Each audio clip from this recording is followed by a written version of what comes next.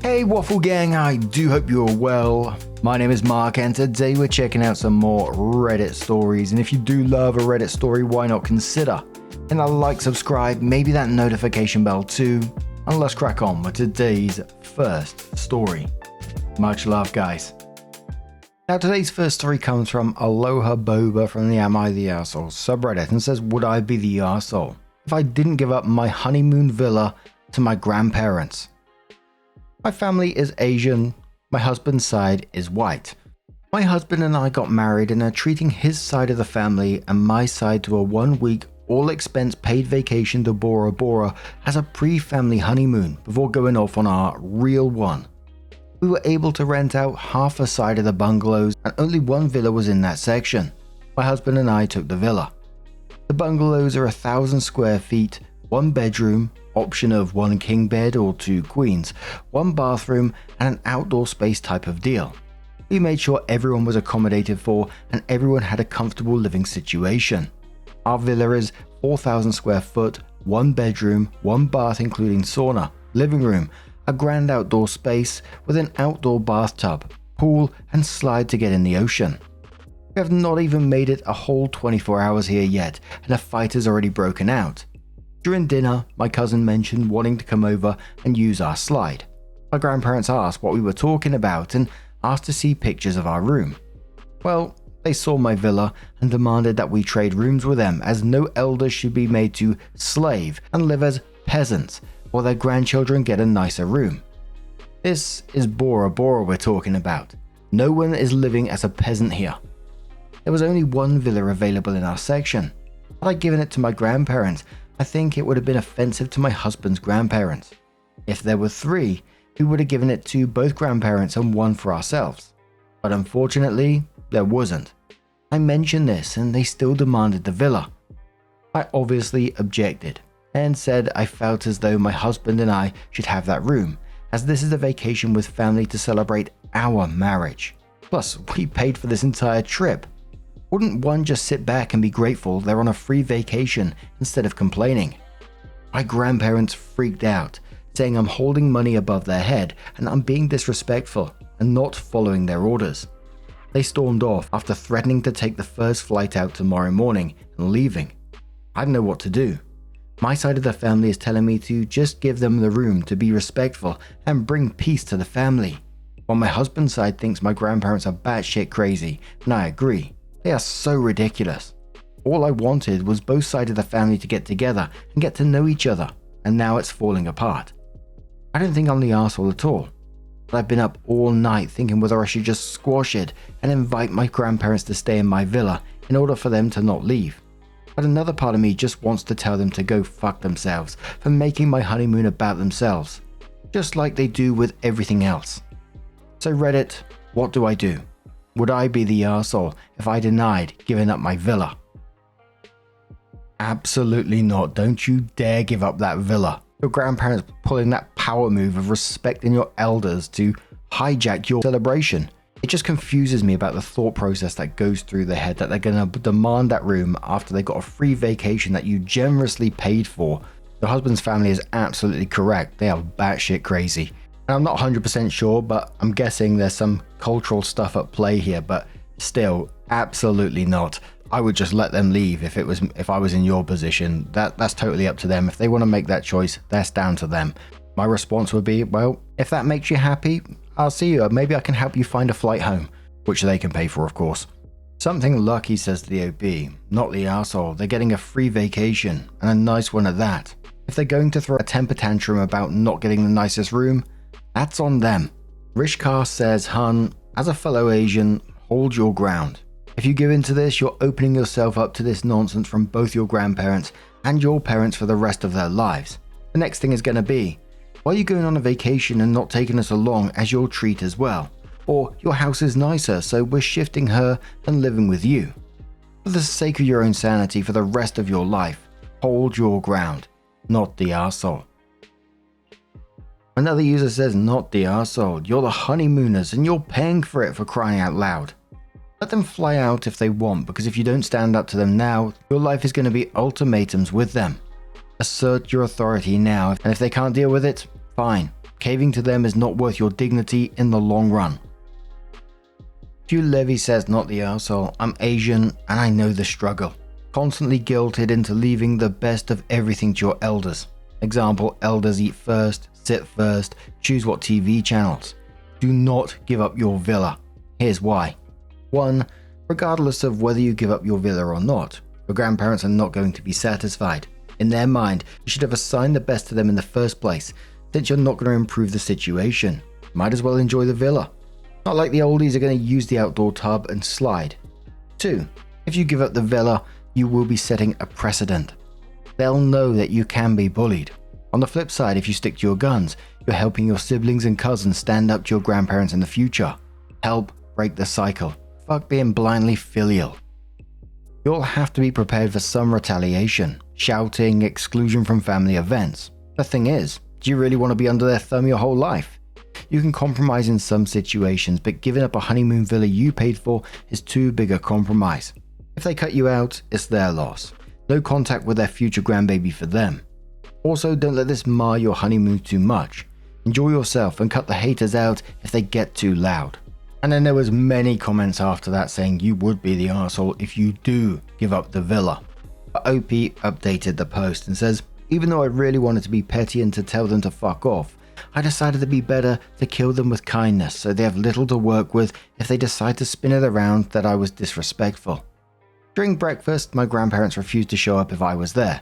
Everyone tried calling them. Nope, we're not coming because disrespectful granddaughter is there. After a lot of persuading and even having to send our baby cousin to their room to soften them up, they finally decided to come. I made the first conversation by asking if they looked at any flights to leave yet. They could forward the pay sub to my cell.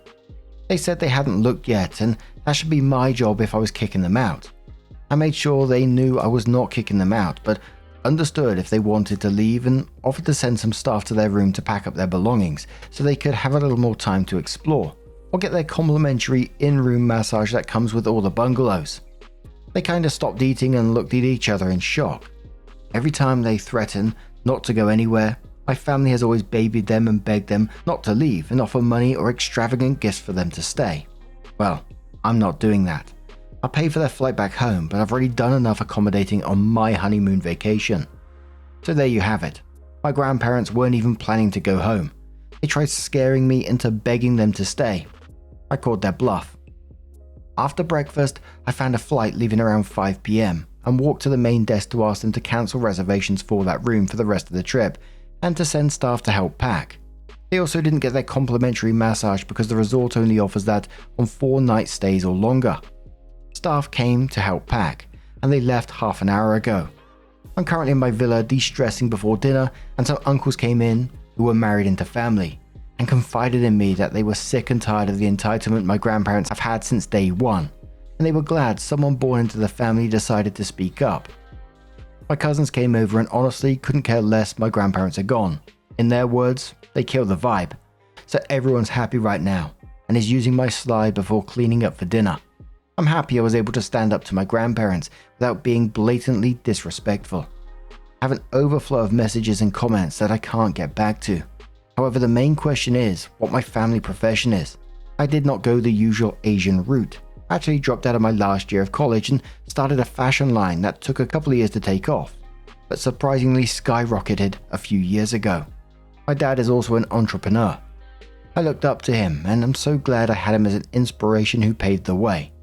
Don't give up on your dreams. I absolutely really enjoyed the way that OP handled that. Getting people to pack up for them and not backing down to their bullying. It was obvious that they were just trying to bully you to get their way.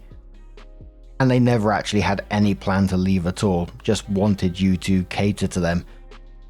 It was nice that other family members came up to OP as well and said, you know, they're sick of this shit at the same time. But what do you guys make of this situation? Let us know your thoughts down in the comments below. And let's move on to another story. Now, this next story it comes from Careless Hornet 4343. And it says, am I the arsehole for deliberately misunderstanding my child's father? So, I had a baby some weeks ago with my partner to whom I'm not married. We've been together a while, and I've given many compromises in this relationship. While discussing baby's name, we had a few disagreements on names, but ultimately decided on a name we both liked well enough. The surname was a sticking point. He wanted the baby to have his name alone.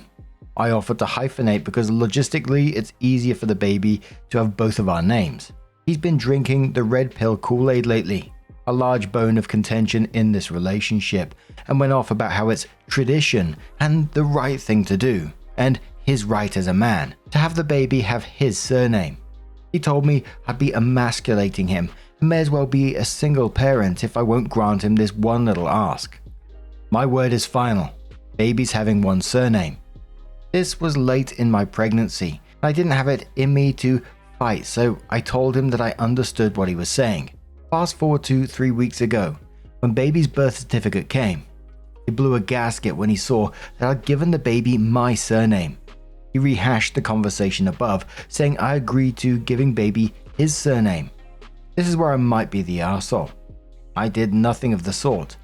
I told him I understood, which I did, but I never said I agreed with him. I told him there was no way I was doing all the work of making a baby for him to stick his name on it. When we brought up tradition, I told him it's also traditional for him to marry me before having a baby, but he was happy to ignore that. I told him it was traditional for him to be the provider, but I do that too, and I pointed out other holes in his logic. I told him trying to bully me into submission with his red pill BS when I was exhausted from pregnancy didn't work. He should have known better than to expect me to not share a surname with my child. He said the baby should only have one surname. They do. So why is he mad? He went crying to his brothers and mother, all traditionalists and misogynists, and now they're all up in arms. Am I the arsehole? ETA, there seems to be some confusion. We're not married or engaged. I don't believe in it, and he's never seen the point of bring the state into your relationship. So we agreed to never marry. He's on the birth certificate as the father. Baby just has my last name, but father is listed. Thanks for your feedback. I'll be asking him to come for a talk so I can plainly address the issues you guys have helped me see. Thank you for that. For me in this, OP offered to hyphenate. They gave a compromise that would honor both parents, and he went to reject it with the my word is final nonsense. And you said the red pill stuff has been an issue in your relationship for a while, and he sees, these parenting decisions now as his right because he's the father rather than joint choices. As I said, you offered to hyphenate. He didn't want it. That's on him. Simple as. But there's a whole bunch of red flags there already. Cordelia says, not the arsehole. You told the truth and nothing more. If I read your post correctly, you agreed the baby would have one surname. You didn't agree to which one. So why are you still with this guy? He doesn't respect you. He doesn't provide for you and the baby. Please don't say because you need him or love him. Needing him is like a fish needing a bicycle. If his family is of the same mindset, things will not get better. So don't try and talk yourself into believing that they will. Go find someone who deserves you and your child, or go it on your own if you can't and want. Lots of women do. While it's true that children statistically do better socially, scholastically, and generally otherwise with two-parent families, your child does not need to learn misogyny, disrespect, and selfishness, which could easily degenerate over time to emotional or verbal abuse. You obviously don't agree with him on very basic, fundamental issues that are the foundation of a family. He can stay involved with the baby if he wants to. I'm betting he won't if you don't give in to his wishes. But you would be wise to break off your relationship before it damages you and your child. Opie says I'm reconsidering the relationship. The truth is, he wasn't always like this. He fell on hard times and unfortunately chose to cope with that in an unhealthy way. At his core, I believe he is of good, but I need to have a frank conversation about the ideologies he's leaning into and the harm it's causing in our relationship. Freefall says, was he not there when you were filling out the forms? Because that's pretty telling too. Not the arsehole. What to name the baby is definitely a valid conversation to have, but he wasn't having a conversation with you. He was trying to bulldoze you without compromise. Opie says, I registered the baby on my own. He was there for the birth and everything, but his paternity leave was pretty short, so the admin of registering fell on me.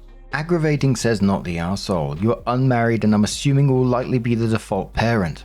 He doesn't uphold any of the traditional practices from your perspective until it benefits him. That's definitely a pretty selfish trait in him.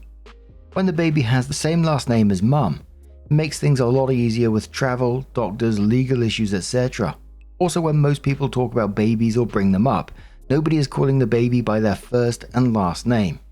Enjoy your new baby, and if needed down the line, if you get married to this man or someone else, you can always change your last name. Kiwi Honey says not the arsehole. Why are you with this man? Opie says I hate that I sound like every enabler, and perhaps I need to do some introspection to see if that's what I've become. But he wasn't always like this. Life's been hard for him lately, and his coping strategies have led us here. I need to have a frank chat with him about how it's affecting us. And one more from Purple who says everyone sucks here. Unpopular opinion, but he's definitely the arsehole by picking and choosing which parts of a traditional relationship he wanted to fulfill. I loved how you told him that straight up. Now, this is the part you may not like. You're the arsehole for putting up with this for yourself and the baby. He's down the rabbit hole now. Do you really want to wait around with your baby for him to start enforcing his belief system? Spare the rod, spoil the child, it's okay to hit women if they deserve it, etc. You deserve better than this man, especially if you don't want to have that kind of relationship. This isn't going to get better. Do the right thing for yourself and the baby and really reevaluate this relationship, because he isn't going to get better. Goodness help you if you had a female child, because she'll be second class to him. If you had a male child, he will teach that boy you and all other women are made to serve men. Think about what you want in life, because this dude doesn't sound like he's it. So Opie comes in with her first update and says, so it turns out he's got deep-seated resentment for me. Lol. He resents me for earning more money than him, being further in my career than he is, not losing my job during COVID like he did, having parents who love and support me, not being a submissive woman. Lol. Having a present and loving father, not combining our finances under his control, thus making him feel small. On the brighter side, I'm 12 weeks postpartum and already 75 kilos lighter. So when I last came here, I said I'd ask him to come home and discuss our future with baby, preferably in the presence of a neutral party. He left me on red for a few days, so I could see he was spying on us through the Ring doorbell and baby's monitor. I disconnected them both and he finally responded. He came home, still irate. His stance still hadn't changed. He seemed to have been bolstered by the days he spent with his family. He rejected my request for us to do it in the presence of a couples therapist, the best neutral compromise I could offer. I asked him how he proposed we move forward, and then he went on a rant where the above came out. It was a full mask-off moment. If there was any part of me that wanted you guys to be wrong about him, it died that day.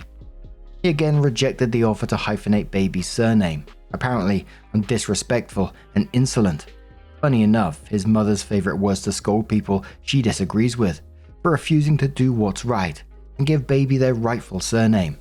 I told him I won't go through the administrative nightmare of having a different surname to my child.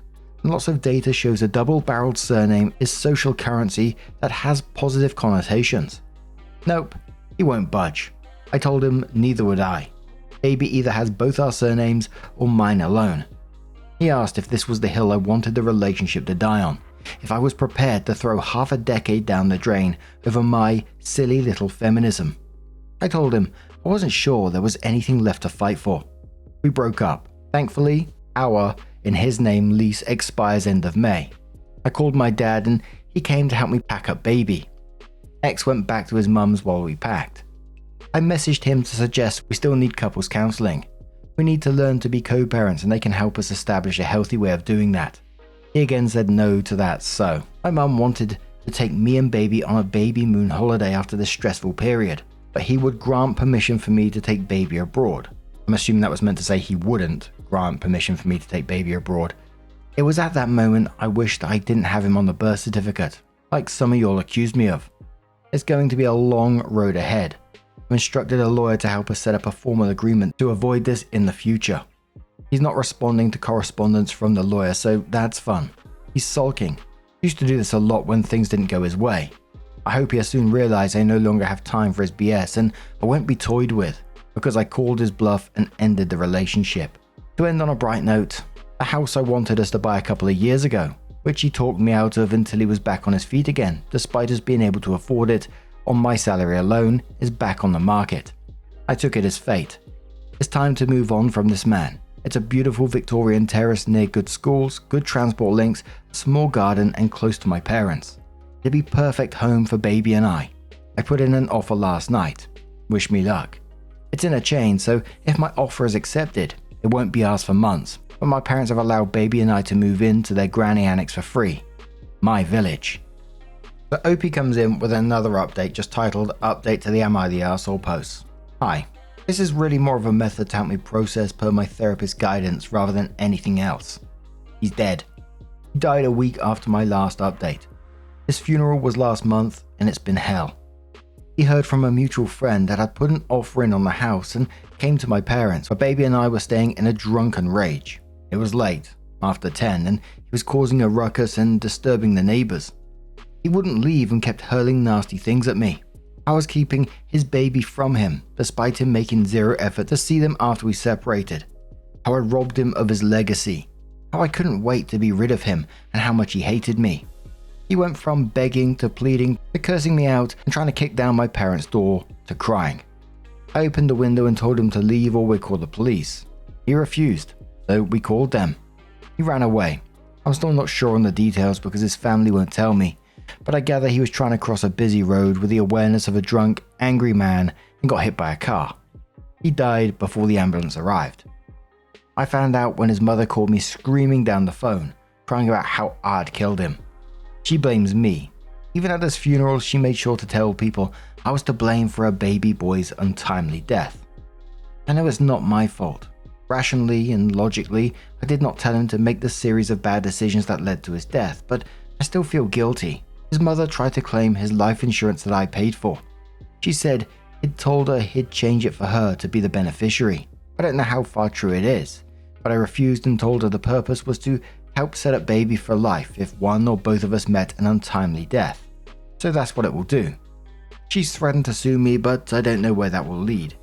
I'm exhausted, I'm tired and I'm grieving, and I'm being told I have no right to mourn him.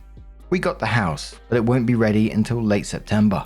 His mother tried to claim a share of that too. Even though her son made no contributions to it, they made no efforts to see baby and refused to let me visit the funeral parlor with them to say goodbye to their dad.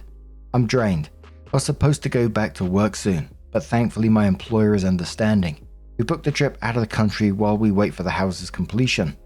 I've become the target of a harassment campaign from ex's family who are calling me all sorts. I don't know why I'm sharing this here. Perhaps because I've deleted all my own social media accounts. It's nice to be able to post somewhere where no one knows me. Where no one will accost me in the streets or at work or at home to call me a murderer. Damn, that is an absolutely heartbreaking and tragic ending to that story. I mean, firstly, Opie's not responsible for his choices in any way. He's the one that made those choices. And when the family's blaming OP, I believe that's just grief coming out right there and then. But the mum's reaction to the life insurance was pretty telling, wasn't it? You know, trying to get the money from it while refusing to have a relationship with his child. But lastly, there's a comment or two that was saying OP doesn't have the right to mourn him like some other people were saying to OP as well. OP has every right to mourn him. OP shared years together with this person, created a child together, and despite what happened before, they had good times previously. So of course OP is going to be mourning that person. But what do you guys make of this situation? Let us know your thoughts down in the comments below. Just a huge thank you from the bottom of my heart for getting involved in today's stories. Your love, your support, your time, it always means the absolute world to me. So thank you so much, and hopefully I'll see you in the next one. Take care and much love.